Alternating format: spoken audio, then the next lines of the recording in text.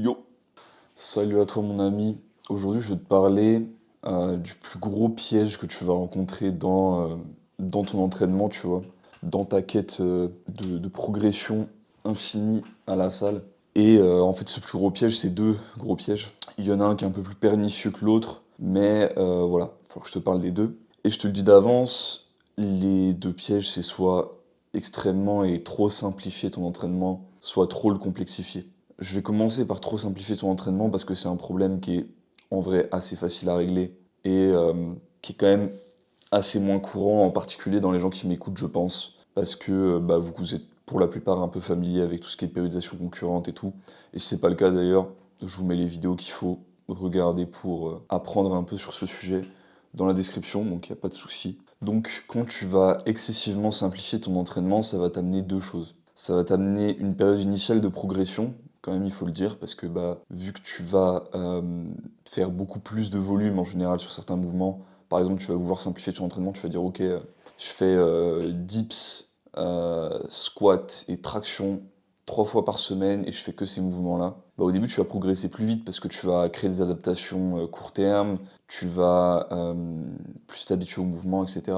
Et naturellement, tu vas devenir plus fort. Donc la période initiale, tu vas être en mode waouh, je trouvais les clés de l'univers, en fait, c'est ça qui fonctionne. Pourquoi on m'a pas dit que c'était aussi simple que ça? Mais en fait, ça va durer très peu de temps, tu vois. Selon ton niveau d'avancement, ça peut durer entre une semaine et allez, 2-3 mois si t'as vraiment de la chance. Si t'es complètement novice et que tu viens de commencer la salle, ça peut durer 6 mois, mais du coup, c'est normal que tu aies un entraînement aussi peu complexe si t'es novice. C'est juste, voilà, c'est juste ce qu'il faut faire pour commencer. Et ensuite, tu vas te taper une période de stagnation, voire peut-être de régression, et surtout, si tu persévères comme un golemon, sûrement des blessures et ce genre de conneries qui vont beaucoup te ralentir dans ton entraînement. Donc, même si pour l'instant ça fait 2 semaines que tu fais, je sais pas, des dips ou du deadlift tous les jours et que t'es en mode putain trop bien, je fais que de progresser et tout, peut-être remets ce que tu fais en question et modifie un peu les choses. Parce que tu vas un peu dans le mur. Donc, pour éviter les problèmes qui viennent avec la sursimplification de ton entraînement, il suffit de mettre quelques trucs en place, tu vois. Le premier, c'est juste une périodisation claire et un split clair. Donc, au bout de combien de semaines je change de cycle d'entraînement? Par exemple, si tu fais de la périodisation en bloc, ça va être tous les 4 semaines, j'ai fini un cycle d'entraînement, je passe à un autre. Donc, auquel cas, tu as une variabilité dans ton entraînement qui t'est imposée par les cycles.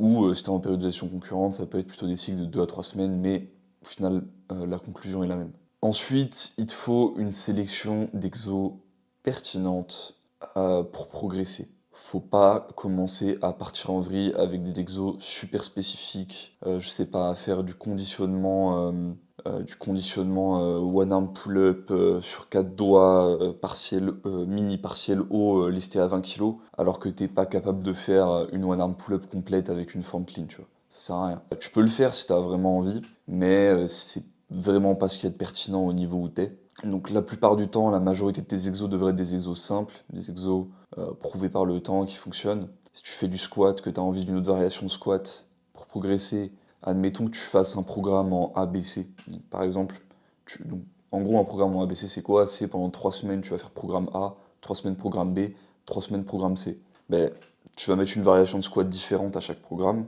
En programme A, tu vas mettre ton squat classique que tu as l'habitude de faire. En programme B, si tu fais du squat en low bar, tu vas passer sur le squat en high bar. Si tu fais du squat en high bar, tu vas passer sur le squat en low bar, pourquoi pas.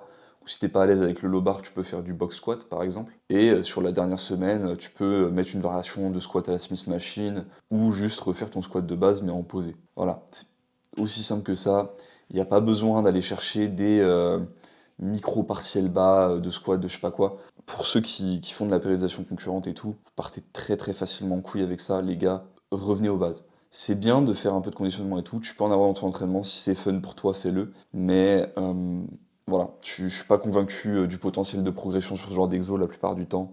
Enfin, ça dépend encore beaucoup de l'exo, mais voilà, t'as capté. Donc, je t'ai dit, sélection d'exercices variées mais pertinentes, faire varier toutes les 2-3 semaines, 4 semaines tes exos et avoir AB ou ABC dans tes programmes. Donc ça, tu l'as compris. Et un autre truc que je te recommande d'éviter, c'est les énormes fluctuations de niveau d'effort, de volume et d'intensité dans ton programme. Donc même si tu fais de la périodisation en bloc, comme tu l'as appris par les powerlifters classiques, ne va pas partir en couille à passer de RPE 4 à RPE 10 sur ta dernière semaine. Idéalement, tu touches quasiment jamais au RPE 10 et tu perds quand même, et ce même en périodisation concurrente d'ailleurs. Et tu descends pas en dessous de RPE 6. Normalement, si tu gères bien ta fatigue, tu as très rarement besoin de deload. Donc voilà, ça aussi c'est quelque chose à éviter. Donc maintenant qu'on a passé la partie complexifie ton entraînement, on va parler des gens qui ont justement déjà un entraînement trop complexe et qui ont besoin de simplification. Alors je vais te donner quelques critères pour lesquels il faut que tu retournes un peu aux bases, faut que tu simplifies un peu ce que tu fais. Et tu vas pouvoir juger toi-même de la pertinence de ton entraînement.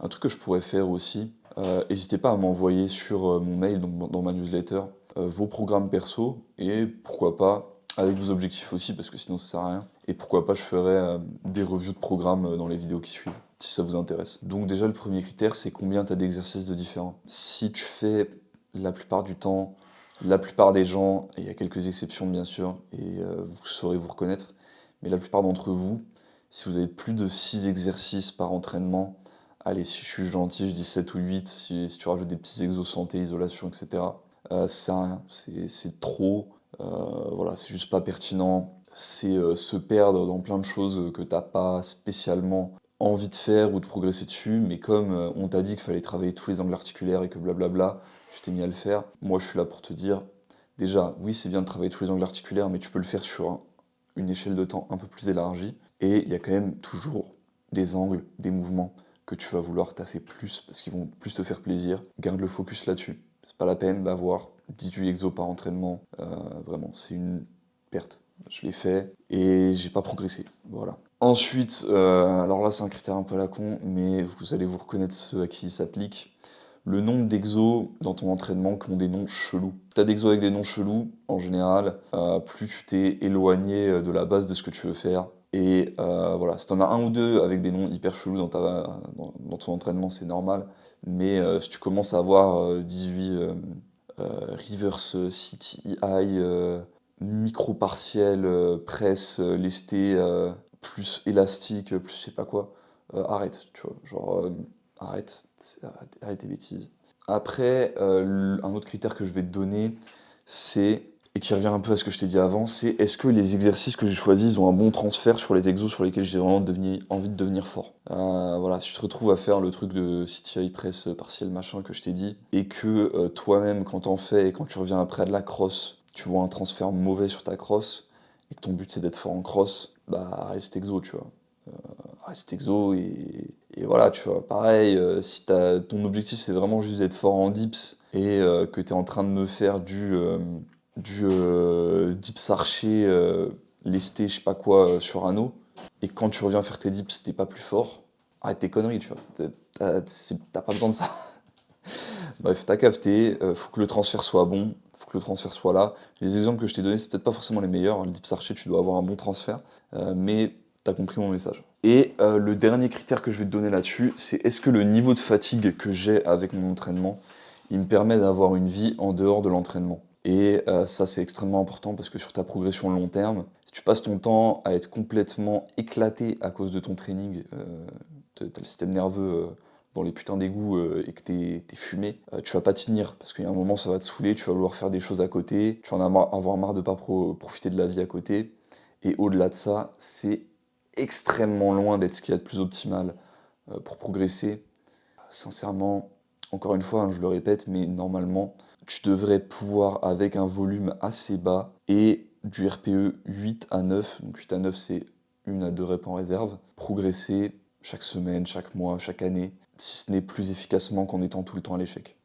Bon, je pense qu'on a fini un peu tout ce que j'avais à dire là-dessus. Cette vidéo-là, je sais elle va m'attirer peut-être un peu plus un flot de critiques parce que je remets en question certaines choses qui sont vues comme très positives et très bonnes dans la communauté d'entraînement, enfin une des communautés d'entraînement, on va dire, dont je fais partie. Mais si vous n'êtes pas content et que vous n'êtes pas capable d'avoir un débat intelligent et posé avec moi dans les commentaires en DM ou autre, bah si vous en êtes pas capable, allez vous faire foutre. Si vous en êtes capable, Merci à vous, vous êtes des personnes intelligentes. C'est ce que j'attends de ma communauté. Et voilà, passez une excellente journée et mangez du foie cru.